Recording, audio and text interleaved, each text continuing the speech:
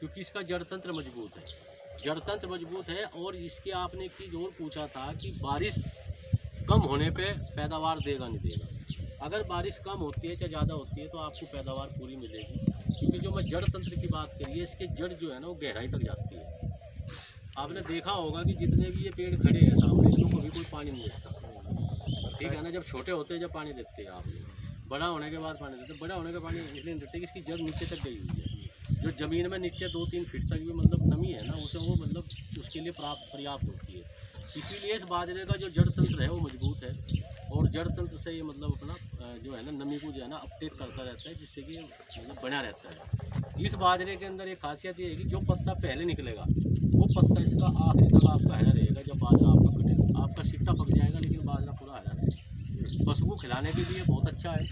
पशु को आप इसे आराम से खिला सकते हो। आपका जो दूसरे बाजरे हैं उसमें साननी करने की जरूरत पड़ती है, इसमें साननी करने की जरूरत नहीं पड़ेगी आपको। मीठा लगेगा उसे खाने में, दूध नहीं घटेगा पशु का, क्योंकि अमूमन क्या होता है कि बाजरा खाने से दूध का तो इसमें आपको वो समस्या नहीं है। अब खाद की बात करी थी आपने, खाद की बात में मैं एक चीज़ बताना चाहता हूँ कि आप लोग डीएपी पिछले 10 साल से ही डालना शुरू किया है ना, 5-7 साल से।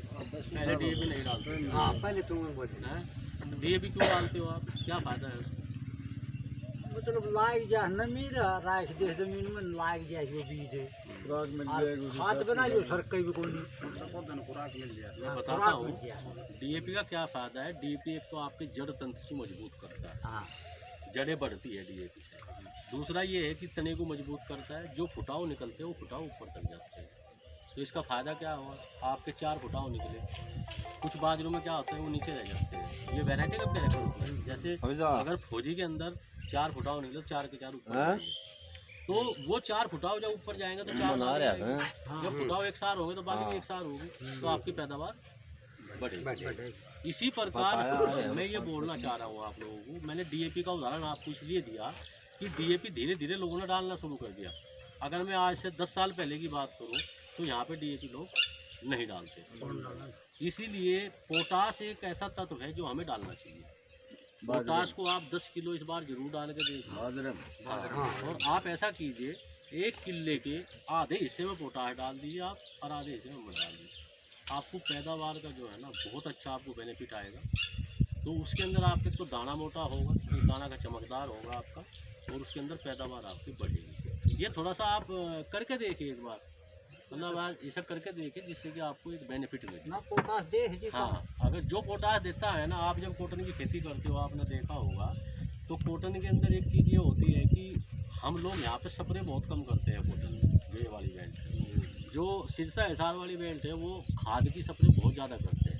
यानी कि एनपीके हो गया, बोरोन हो गया, ये लोग ज़्यादा डालते हैं, पोटाश डालते हैं। तो उनकी पैदावार में और हमारी पैदावार में इसीलिए अंतर रहता है। इसीलिए यहाँ पे कपास 2-3 साल के लिए बढ़ जाती है, उसके बाद फिर कम हो जाती है। समझ गए ना। जैसे अब धीरे धीरे कम होगी, अब जैसे ही रेट आएगा उसके बाद फिर आप लगाना शुरू करोगे। आपकी ज़मीन में फिर दृढ़ता किस्ती बन जाएगी। उसके बाद जैसे जैसे वो होगा फिर धीरे धीरे हो जाएगा। तो इसीलिए जैसे वहाँ पे लोग क्या करते हैं कि जब फलगुड्डी गिरती है तो बोरोन का स्प्रे कर देते हैं। आपकी जो फलगुड्डी है ना, आपने देखा होगा जिस आदमी ने कपास लगाई होगी ना, अभी जब फूल आना शुरू होगा ना तो उसमें से लगभग 30% नीचे गिर जाता है। अगर आपने बोरोन का स्प्रे कर दिया ना उसके अंदर, तो आपका रुक जाएगा।